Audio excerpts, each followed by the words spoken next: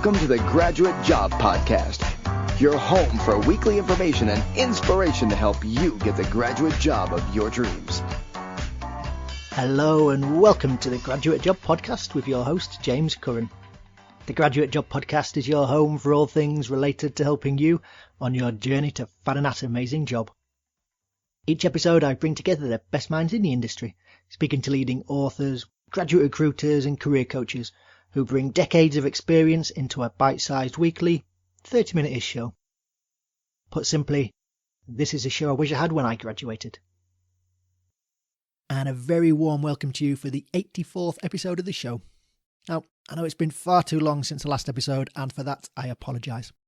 Now, it might not sound it from my ropey production values, but it does take a lot of time to put these shows together, and I've procrastinated and prevaricated and kept putting it off.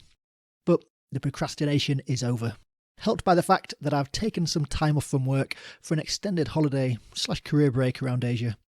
And without the daily commute and job to go to, amazingly, I've found myself with a lot more time on my hands for writing episodes and also for some one-to-one coaching sessions. So I hope you enjoy this episode, which was written on the bullet train in Japan and is being recorded as I overlook some beautiful scenery in Nepal.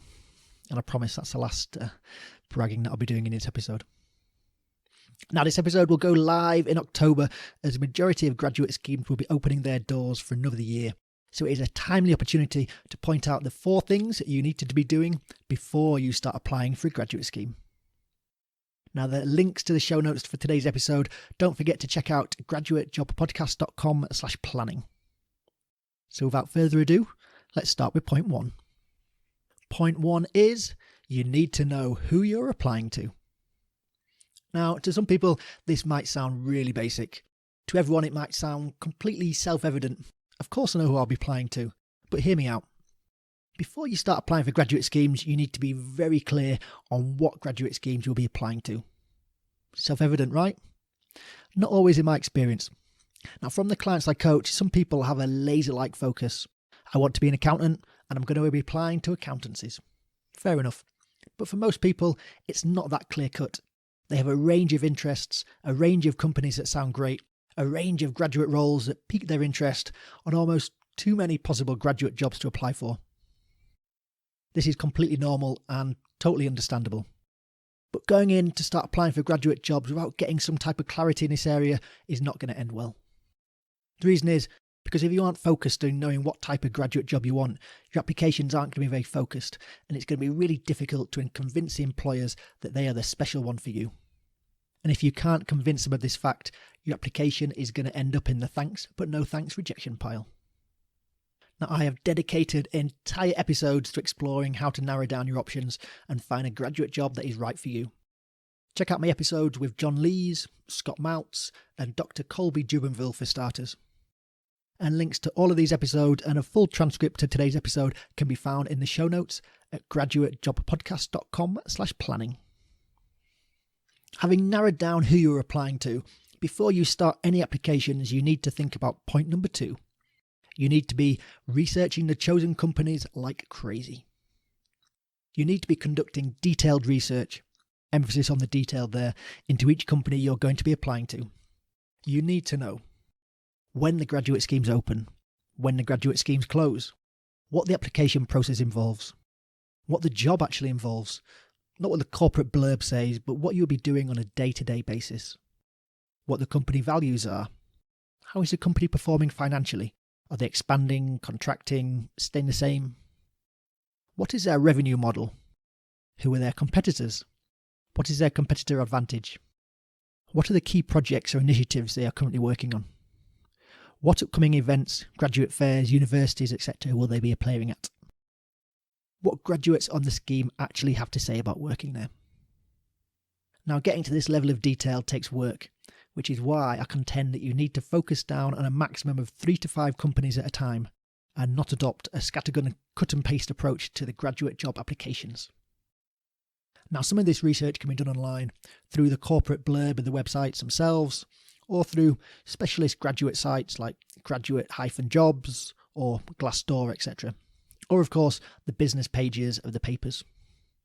But to really go beyond the level of the average candidate's research, you need to speak to people who actually work there. A method that works well here is utilising LinkedIn to reach out to your university alumni network to speak to former alumni from your university who work at your desired company. Get in touch via the message or connection function, introduce yourself and what you're applying for, and ask if they have 5 minutes for a chat. Alternatively, simply get in touch with one of the graduate schemes and ask if it's possible to speak to one of their current grads to learn more about the scheme. As with all of these steps, it's about doing what the average candidate won't do. Now, the reason why this research is so crucial is the information you're going to get will inform what will go into your CV, your answers to the online application, and also the interview when you get round to it. And it's also crucially going to help you to answer point number 3, which is you need to know why you're applying to the company. A key step you need to be doing now is understanding exactly why you want to apply to each company. A question you are 100% guaranteed to be asked when you apply for any graduate job is, why do you want to work for us? This is superficially a very easy question to answer, but is one which very easily lets a recruiter differentiate between the average and the great candidate. The average candidate just regurgitates information from the corporate website, which everybody knows. Oh, I really want to work there because you're a Times top 100 graduate scheme. Or, oh, you're one of the top 50 places for women to work, etc., etc. Now, the great graduates go beyond that. They have done their research, so they know what it is really like to work there. And they can honestly talk about the company culture, the training and development, because they put the effort in and found out it firsthand from people who work there, so they can take this answer into the great category. And the final point 4 is you need to start practicing now for the psychometric tests. The early stages of the graduate job application process is all about whittling people down. And the stage that gets rid of the most people is psychometric tests. Recruiters know this, and in an effort to save money, have introduced the psychometric tests at an earlier stage than in the past. Now, in the past, you would submit your online application for a graduate job first, and then if you pass that, then you go through and do the online verbal, numerical tests, etc. Now they do it the other way around, which makes sense. I mean, why bother to review the online application if you aren't going to pass the test in the first place? Now, no matter which graduate job you apply to, you're going to have to do some sort of psychometric tests. So verbal reasoning, numerical, situational judgment tests. Unfortunately, that is just a given and you can't get around it. Now, what the average candidate does is they wait to start practicing until the very last minute. And as a result, don't do too well. So companies don't give you much notice to do these tests.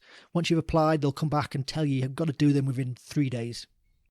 Now, if you have to start practicing at that stage, you're just not going to leave yourself enough time and you're not going to do very well. Now, the good news is that the secret to doing well in these tests is brace yourself to practice.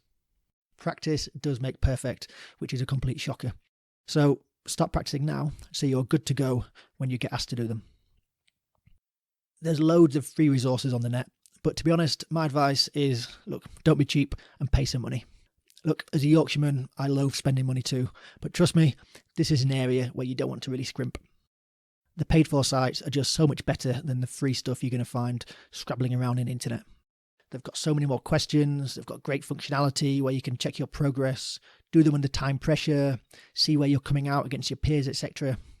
And, to be honest, you're not paying much more than you would for a round of drinks. Well, a round of drinks in London anyway. Check out the show notes at graduatejobpodcast.com/planning, where I've linked to some of the biggest providers, such as our show sponsor Career Gym, Job Test Prep, Assessment Day, etc. If you would like to support the show, click on the links in the show notes, as it won't cost you anything extra, but will earn the show a small commission, which helps to keep the lights on. Check out episode 35, where I dive into psychometric tests in more detail. Again, links in the show notes at graduatejobpodcast.com/planning. Free or paid for sites, the key to take away is you need to be practicing, and now. So there you go, the 4 things you need to be doing before you start applying for a graduate scheme. As I mentioned at the beginning, since I'm on sabbatical, I have a lot more time now for one-on-one coaching. So if you'd like some help with your applications, CV, covering letter, assessment centre and the like, then check out graduatejobpodcast.com/coaching. Look at it as an investment in your future. You're only going to get one opportunity each year to apply for a graduate job. So make sure you're as prepared as you can be. You don't want to be there regretting not getting help as the rejection letters roll in. So there you go, episode 84 in the bag. If I don't have another episode up in a week's time, then please do feel free to email me some motivational abuse at hello@graduatejobpodcast.com. Until then, I hope you enjoyed the episode today, but more importantly, I hope you use it and apply it. See you next week.